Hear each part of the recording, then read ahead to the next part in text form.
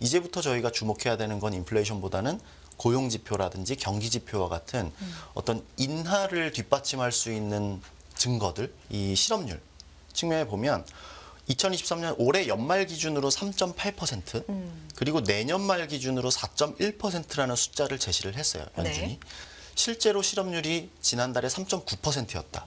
그리고 이번 달에 뭐 엊그제 있었던 지표에서 혹시라도 4%까지 올라간다면, 이렇다면 사실상의 9월에 제시했던 연준의 전망치라는 게 상당한 수정이 불가피한 상황에 놓였을지도 모르겠습니다. 그런데 뭐 다행스럽게도 네. 3.7%라는 숫자가 나와주면서 이 연준이 제시했던 어떤 기본적인 경로에서 어느 정도의 좀 버퍼를 확보했다. 앞서갔었던 금리 인하 기대를 좀 되돌렸다. 경기 침체론 내지는 좀 부정적으로 보고 싶어하는 이러한 뭐 상황들에 대해서 저는 좀 과도한 우려다.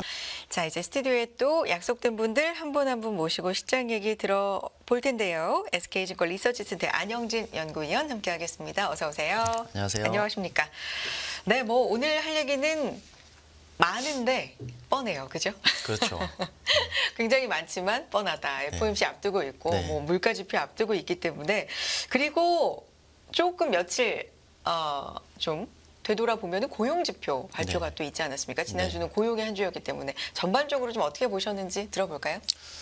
뭐 결론적으로는 고용 네. 지표를 통해서 상당히 좀 안도했던 것 같습니다. 지난주에. 네. 네. 지난주 금요일이었죠. 근데 일단은 어쨌든 뭐 투자를 해야 되는 입장에서 보면 계속해서 매크로 이벤트가 있었지 않습니까? 그리고 가장 주목되는 것 중에 하나는 아마 뭐 내일 모레 새벽에 있을 FOMC일 그렇죠. 것 같고, 네. FOMC에서 결국은 이제 금리에 대한 결정을 하는 회의고, 최근 들어서 시장의 어떤 흐름을 보면 기준금리 인하에 대한 기대감을 상당히 좀 시장이 많이 가져갔었다. 그렇죠. 그래서 시장 금리도 많이 빠졌었고, 거기에 대한 배경은 경기도 안 좋아질 거고, 연준은 지금까지의 행보에서 내년 뭐 기존에는 내년 하반기 이후에 금리 인하 전망이 컨센서스였다면 점차 앞당겨져서 이제는 1분기 인하론이 제기가 되면서 실제로 이제 금리 인하 기대를 많이 반영을 했다라고 평가를 했는데, 그러한 것들을 좀 무마시켰던 어떤 결과가 지난 고용 지표였던 것 같아요. 그래서 안 그래도 말씀드렸던 것처럼 경기가 안 좋다. 특히 고용도 계속 둔화가 될 거기 때문에 연준도 급기야 금리 인하에 대한 어떤 계속해서 아니라고 했던 것들을 이제 좀 어느 정도 좀 용인을 하지 않을까라는 게 이제 시장의 기대였다면, 아직 그렇지 않다라는 게 이제 고용 지표의 결과였던 것 같고, 앞서서 뭐 유사님도 말씀 주셨지만 네. CPI도 뭐 연준의 두 가지 듀얼 맨데이트 중에 하나죠. 근데 저는 사실상 인플레이션에 대한 판단은 이미 연준의 어떤 추가 금리 인상에 대해서는 사실 끝났다라고 판단을 하고 있고, 이미 시장의 기대처럼 이제는 추가 인상보다는 언제 내릴까에 초점을 맞추고 있다면, 이제부터 저희가 주목해야 되는 건 인플레이션보다는 고용 지표라든지 경기 지표와 같은 어떤 인하를 뒷받침할 수 있는 증거들, 거기에 대해서 저희가 좀 추적을 해야 될 것 같고, 그런 측면에서 보면은 뭐 계속 반복적으로 말씀드립니다만 고용 지표를 통해서 조금 안도를 했다. 안도라기보다는 어쩌면 너무 앞서갔었던 금리 인하 기대를 좀 되돌렸다. 이렇게 평가를 할 수 있을 것 같아요. 네. 그러니까 사실 지금은 그래요. 금리 인하에 대한 기대감이 시장에 최근에 좀 많이 퍼져 있고, 증시도 그로 인해서 그 힘으로 좀 올라온 측면이 있는데, 이 이유가 침체가 올 거다라는 이유가 있을 수도 있지만, 네. 인플레가 드디어 굉장히 안정적으로 잡히고 있다라는 확신이 네. 좀 더 크지 않았나, 뭐 이런 생각도 네. 해볼 수 있을 것 같거든요. 어느 쪽 힘이 더 그렇습니다. 클까요? 그래서 저희가 네. 정말 그 단적으로는 저희가 11월장과 12월장을 네. 나눠서 볼 필요가 있을 것 같아요. 똑같이 금리는 11월 초부터 내려왔습니다. 네. 그게 결국은 연준에 대한 판단, 그리고 그 기저에는 디스인플레이션이라는 네. 게 깔려 있고, 근데 11월장을 이렇게 돌이켜 보시면 금리가 빠지면서 주식시장은 꽤 반등을 했습니다. 맞습니다. 그게 전형적인 배드 이즈 굿, 소위 배드 이즈 굿이라 그래서 시장에서 가장 중요한 팩터 중에 하나를 이제 금리 내지는 연준의 의사결정으로 보는 거예요. 그래서 지금까지 인플레이션과 금리 인상을 통해서 주식시장으로 보면은 상당히 밸류에이션 부담을 높여갔다면, 이제는 그렇지 않고 금리 인상은 멈출 것이다. 그리고 이렇게 경기 지표 11월에 발표됐던 경기 지표들이 상당히 좀 부진했던 측면이 있었는데 이러다 보면 인플레이션도 잡힐 것 같고 경기도 좀 나빠질 것 같으면 이제 금리, 그러니까 긴축 기조는 이제 끝난 거 아니냐.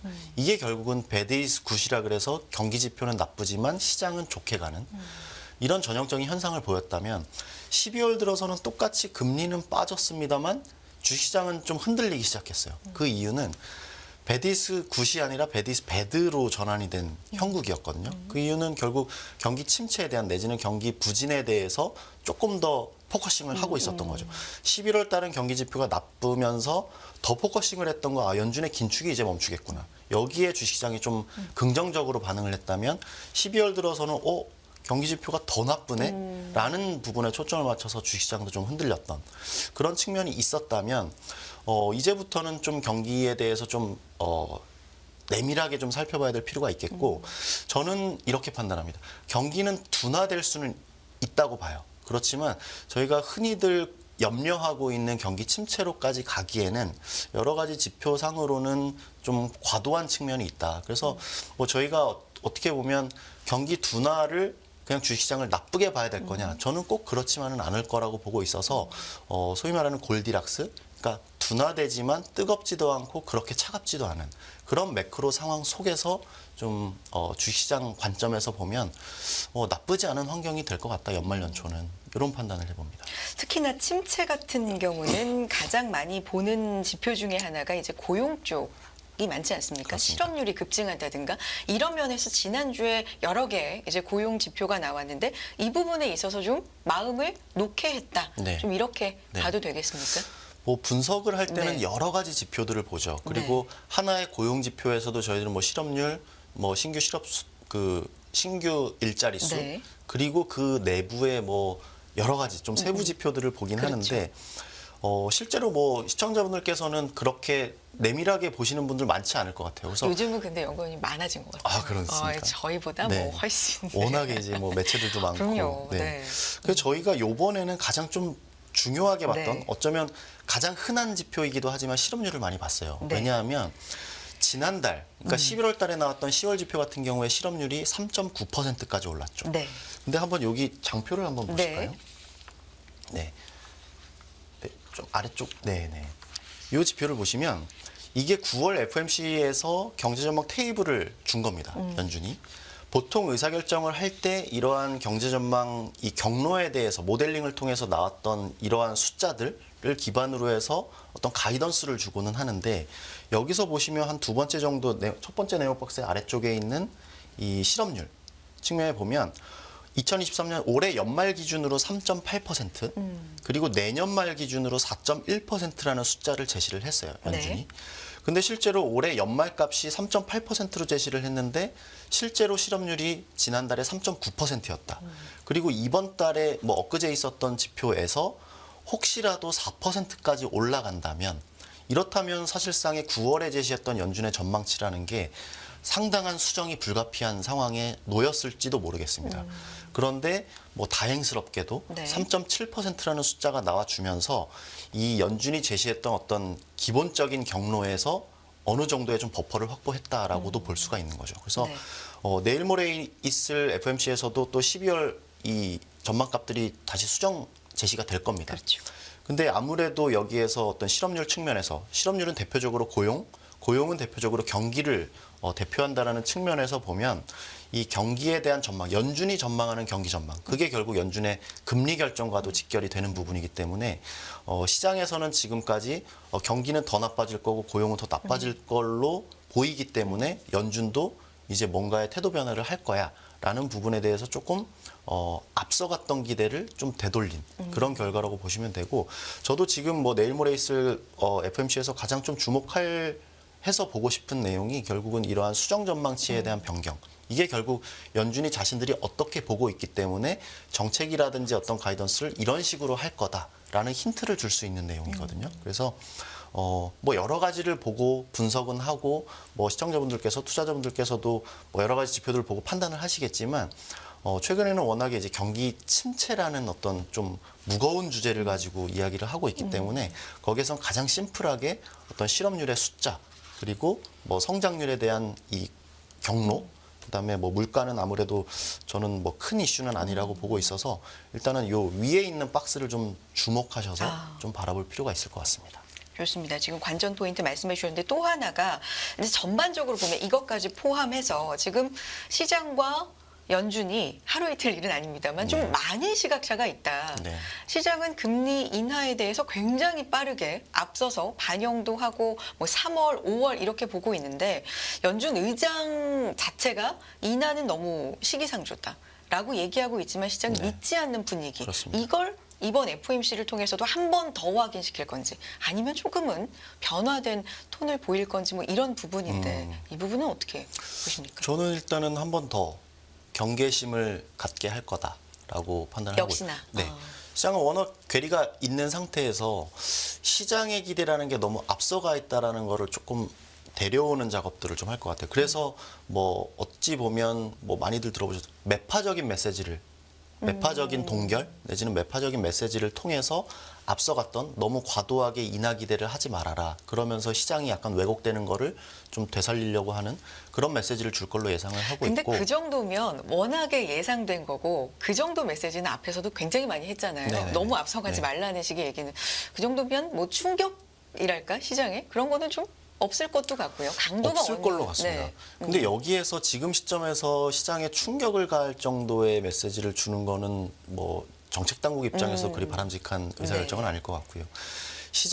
시장과의 괴리, 벌어져 있다는 건 어느 누구라도 알고 있는 부분이기 때문에 이거를 좁히기 위한 노력을 해야 되는데 그 과정에서 조금 더 매운맛을 어느 정도 매운맛이냐가 상당히 좀 네네, 중요한 그렇죠. 포인트가 될 건데 시장에 충격을 가할 정도일 것 같지는 않다. 그리고 여러 가지 지표 정황상 최근에는 점점 더 둔화되는 행보가 있기 때문에 여기에서 어떤 뭐 인플레이션도 내려가는 와중에 어떤 추가적인 인상 결국은 이게 뭐 그 하우 하이 그러니까 얼마나 더 높일 수 있느냐에 대한 쟁점이 이제는 하우 롱으로 그냥 뭐 전환을 하는 정도. 그래서 뭐 인하 기대를 좀 되돌리는 정도의 메시지를 주는 것도 결국 시차를 두고 쭉 해야 나가야 될 일이라고 생각을 합니다.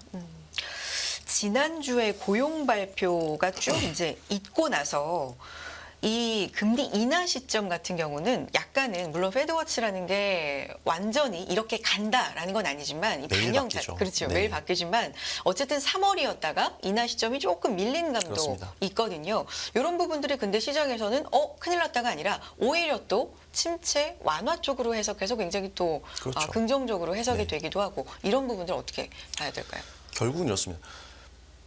아까 말씀드렸던 베디스 굿이라는 거는 적절한 매크로 상황 속에서 긴축 기조가 줄어들면 이거는 시장은 환호하게 됩니다.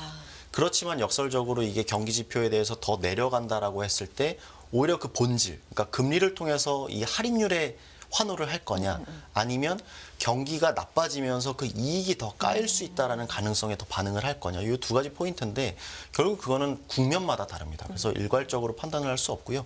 결국 시장이 지금 주목하는 게 뭐냐. 그리고 기본적으로 깔고 있는 전제 속에서 이게 경기가 나빠질 걸로 보느냐가 결국은 최근에 주식시장이 좀 흔들렸던 배경이었고 이 고용 지표를 통해서 다시 이게 경기가 그렇게까지 내려가지는 않을 것 같구나. 라는 게 결국 이게 되돌리면서 좀 시장은 그래도 좀 긍정적으로 반응을 했던 그런 모습이라고 봐주시면 좋을 것 같아요. 지금 물가도 사실은 계속해서 지속적으로 잡아 나가야 되고 뭐 그 안에 고용도 있고요. 거기에 침체는 또 오지 않아야 하고 네. 연착륙 정도는 돼야 되고 이런 것들이 계속해서 반복되면서 좀 돌아가면서 그렇습니다. 포커싱이 되고 네. 있는데 일단 최근의 변화 자체는 침체 네. 우려가 네. 어느 정도 완화되느냐 완화되는, 이쪽으로 그렇습니다. 네. 좀 포커싱이 맞춰져 있는 거 그래서 아니에요? 저는 최근에 어떤 뭐 네. 경제를 바라보는 시장의 시각 네. 그리고 연준이 그렇지 않다라는 어떤 방어 논리 네. 그리고 그 속에서 벌어지고 있는 괴리 그리고 시장의 반응 이런 것들이 딱 1년 전으로 거슬러 올라가면 너무나 데칼코마니 같아요. 그래요. 예. 작년 10월 달에도 소위 이 피보팅이라 그러죠. 그때는 계속 2022년 작년 내내 금리를 올렸던 구간이었기 때문에 작년 10월부터는 뭔가 연준이 이제는 바뀔 거야라는 방향 기대에 전환을. 의해서 네. 작년 10월부터 상당히 주식시장도 엄청나게 폭등을 했고 또 금리도 빠졌고 또 환율도 내렸습니다. 빠른 속도로 내려왔죠. 그러면서 이게 올해 연초 들어서 노랜딩 연준이라는 키워드에 봉착을 하면서 아, 연준은 그렇지 않을 수 있다. 추가적으로 더 올릴 수 있겠구나. 근데 그때는 마침 이제 연초 효과가 있어서 1, 2월 달에 좀 달렸고, 그 다음에 이제 상반기 들어서는 AI 테마가 붙으면서 또 주식시장에는 좀 호재가 있었던 상황인데, 이런 뭐 주식시장을 조금 뒤에서 이제 매크로단에서 FICC 측면에서 보면 전형적으로 지금 어떤 매크로에 대한 판단과 연준에 대한 시장의 과도한 기대 네. 이런 것들이 1년 전이랑 너무 흡사하게 가고 있다라고 좀 보이고 있고 결국 앞으로가 중요한데 네.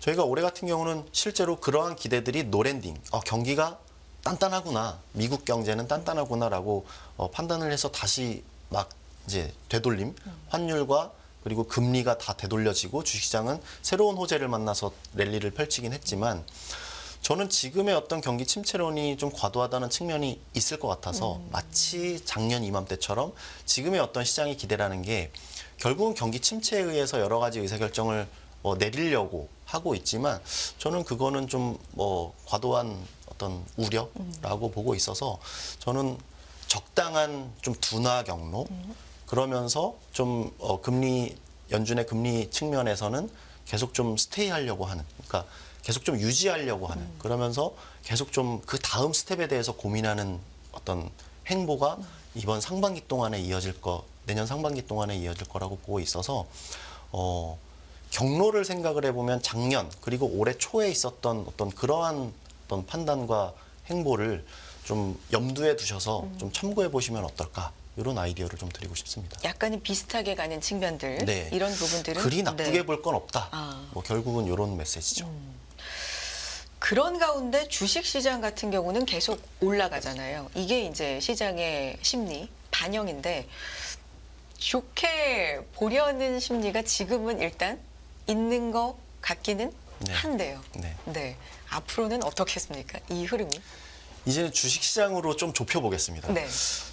지금까지 매크로, 그러니까 FICC 측면에서는 작년과의 데칼코마니라고 말씀을 드렸는데 주식시장은 조금 다를 수 있다라고 보는 게 일단은 주식시장도 당분간은 좋을 것 같습니다. 나쁘지 않은 흐름이라고 보는 게 적절할 것 같고 근데 작년과 좀 차이점이 있어요.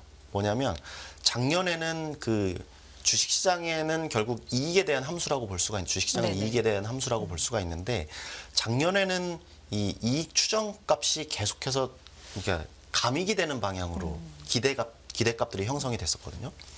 그 얘기인즉슨 눈높이들을 많이 낮춘 상태였다. 워낙에 2022년도 때 주식시장이 30% 이상 빠졌다가 작년 4분기부터 반등을 했기 때문에 그러한 상황이었지만 올해 같은 경우는 뭐 코스피 200만 보더라도 연초 대비해서 한 15% 정도 오른 상황이고요.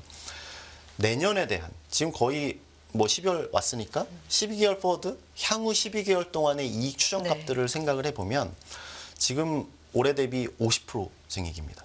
사실 50%라는 증익 기대라는 게 일반적으로 언제 가능하냐면 실제로 언제 가능하냐면 금융위기 또는 코로나와 같은 정말 한번 큰 이슈가 터지고 나서 경기 워낙에 침체를 겪고 나서 낮았을 때. 기저효과에 의해서 그렇게 올라가는 게 보통의 뭐 소위 50% 근방의 증익을 네. 기대할 수 있는 부분 실제로요.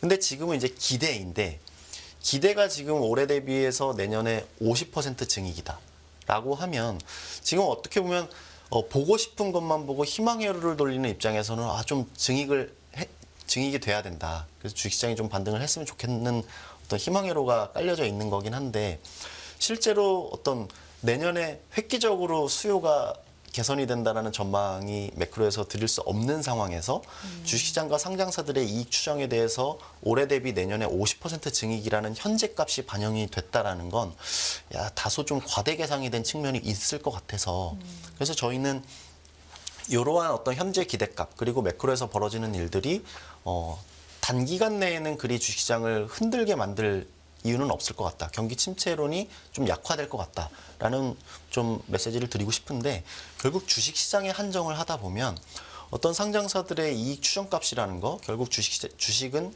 이익의 함수라는 관점에서 보면 과대 계상이 언제 어느 타이밍에 어느 정도의 하향 조정을 이루어지게 될까 이게 결국 약간의 작년과는 좀 다른 포인트라고 보실 수 있을 것 같아요. 그런데 위원님 20개월 포워드 이익 추정치를 계산을 할 때 단순히 심리만 넣는 게 아니라 여러 가지를 분석해서 계산해서 넣는 거 아닙니까? 이유가 있을 거 아니에요. 이렇게 50%씩이나 증액을 하는 데는.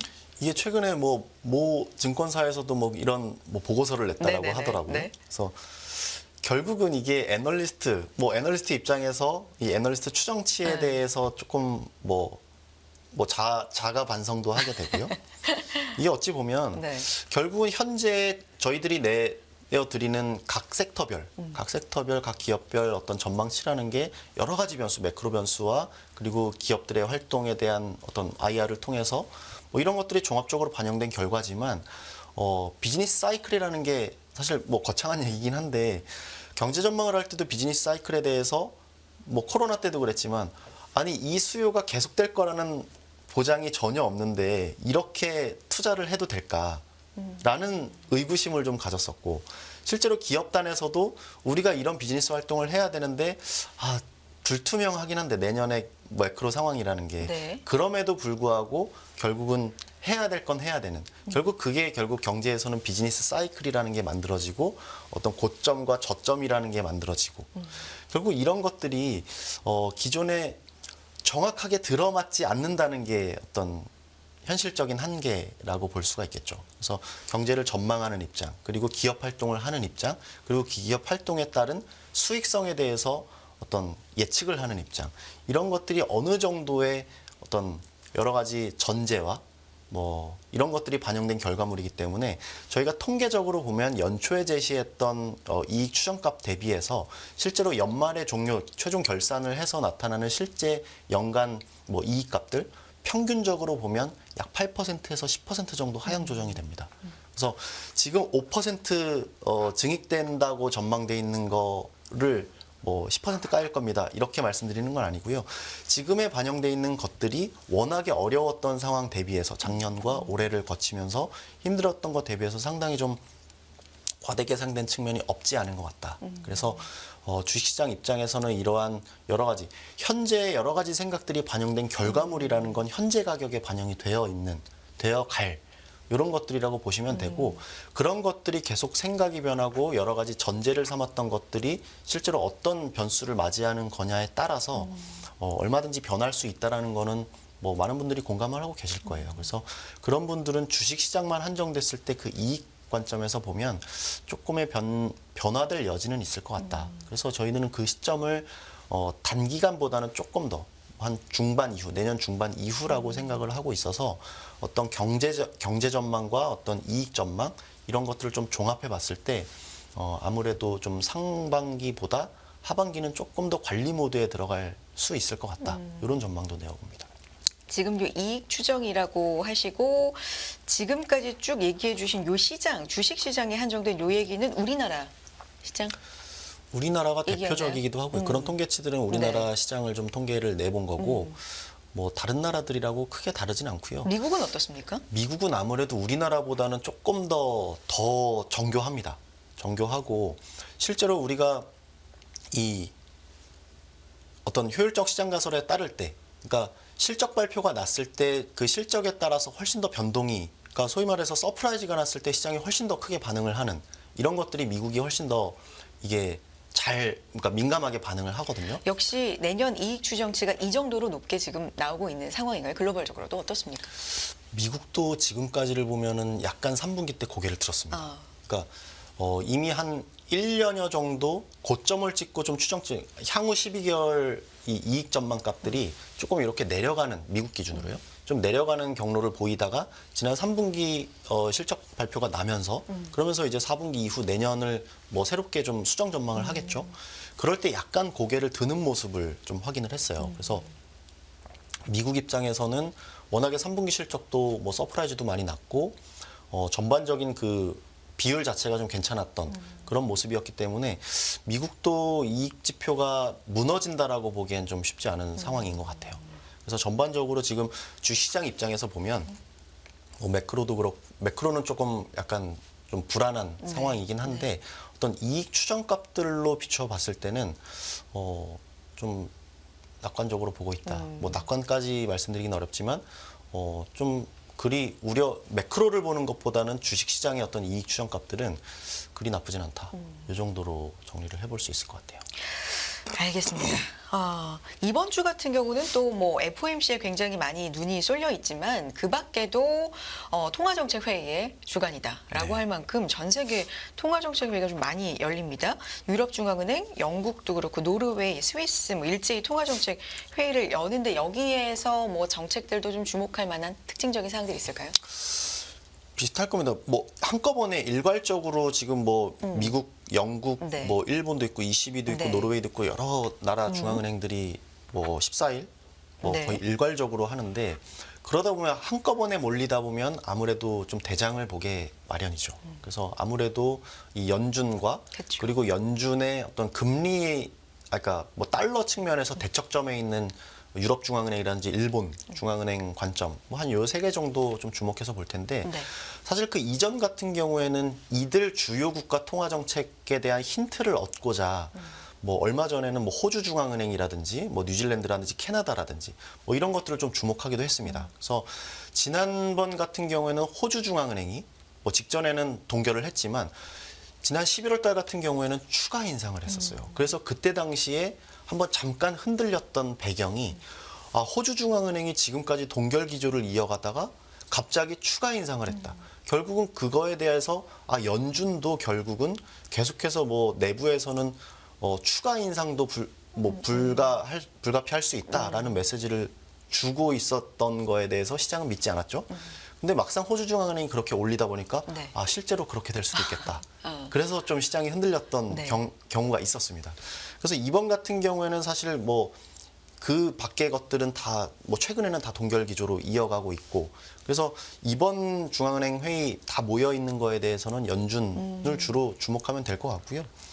뭐 최근 들어서의 뭐 추가적인 인상보다는 아무래도 뭐 기대 자체가 뭐 인하론에 근접해 있는 상황이기 때문에 그 과도한 인하론에 대해서 얼마나 통제를 할까 여기에 대해서 모여 있는 통화정책 회의에서의 결과를 주목해 보시면 좋을 것 같습니다. 엔화에 대한 얘기도 해주세요. 엔저에서 방향을 바꿨다. 뭐 내년에 통화정책 변화에 대한 이야기가 좀 분분하다. 뭐 이건 지금 시장에서 좀 파악하고 있는 사항들인데 이게 기조적으로 좀 이어질지 방향 전환이 정말 된 건지 어떻게 보십니까? 저는 조금 더 긴 그림에서는 전환이 뭐 이미 뭐 전환이 될 거라고 많은 분들이 네네, 생각을 네. 하고 계시죠. 저도 올해 같은 경우에 뭐 BOJ의 정책 전환 메시지를 통해서 엔화가 강세 전환을 할 거다라고 좀 계속해서 좀 주장을 했던 입장에서 보면 올해는 일단 틀린 것 같습니다. 근데 올해 틀렸다고 해서 이걸 계속 다시 집어넣을 거냐? 앞으로는 좀 더 올해 안 했기 때문에 내년엔 더 기대감이 더 커졌을 것 같고 실제로 지금 엔화 강세 원엔 환율 기준으로 뭐 850, 60원대에서 뭐 최근 며칠 동안에 지금 900원 이상으로 올라간 지금 상황은 지난주에 있었던 그 부총재 발언이었던 것 같아요. 그래서 부총재가 어떤 이야기를 했냐면 결국은 임금 인상이라든지 이런 것들이 뭐 가계 소비로 이어지는 이 메커니즘을 고려했을 때 정책 전환을 좀 검토해 볼 필요가 있다. 뭐 이런 메시지를 좀 줬어요. 그래서 시장에서는 이제부터는 부총재 뭐 좀 의미 있는 인사의 발언을 통해서 이제는 BOJ가 좀 정책 전환을 좀 고려를 할 수 있겠구나. 결국 이러한 어떤 시장의 시그널을 주면서 좀 엔화 환율이라든지 아니면 또 일본의 금리 이런 것들이 좀 반등을 했었죠. 근데 또 다시 이번 주 들어서는 또 그게 아니다. 뭐 이렇게 계속 이렇게 네. 밀당을 하고 있어요. 시장과. 그래서 결국은 정책이라는 건 기본적으로 저는 이렇게 봅니다.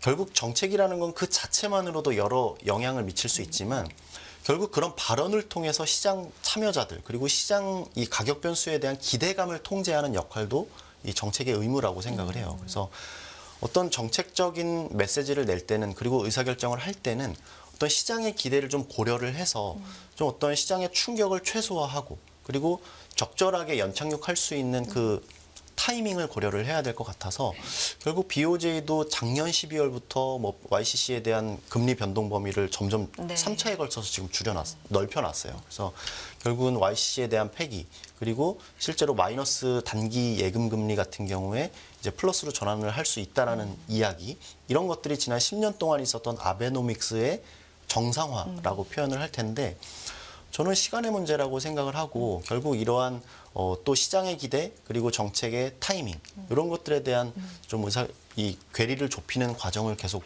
이어갈 걸로 보고 있고요. 저는 결국 뭐 엔화에 대한 방향성에 대해서는 좀 강세 쪽으로 맞추고 좀 바라보고 있는 상황입니다. 알겠습니다. 엔화까지 들어봤고요. 자, 요약 말씀 부탁드립니다. FOMC도 뭐 앞두고 있고 시장 대응을 좀 어떻게 해볼까요?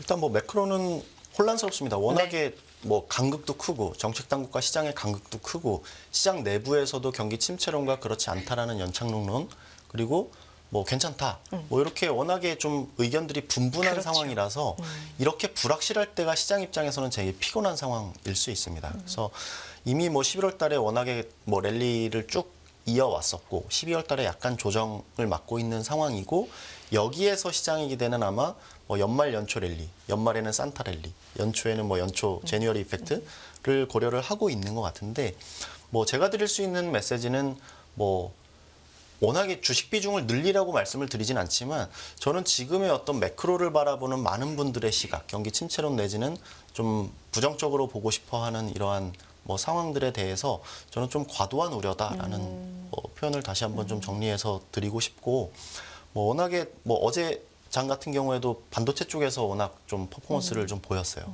그래서 뭐 계속해서 좀 순환매를 보일 수 있겠지만 결국 주식시장을 상당히 좀 뭐 나쁘지 않은 시각에서 좀 바라보면서 좀 수익률 관리를 좀 하셨으면 좋겠다. 이렇게 정리를 해드릴 수 있겠습니다. 여기까지 듣겠습니다. SK증권 리서치센터 안영진 연구위원과 함께했습니다. 고맙습니다. 네, 고맙습니다.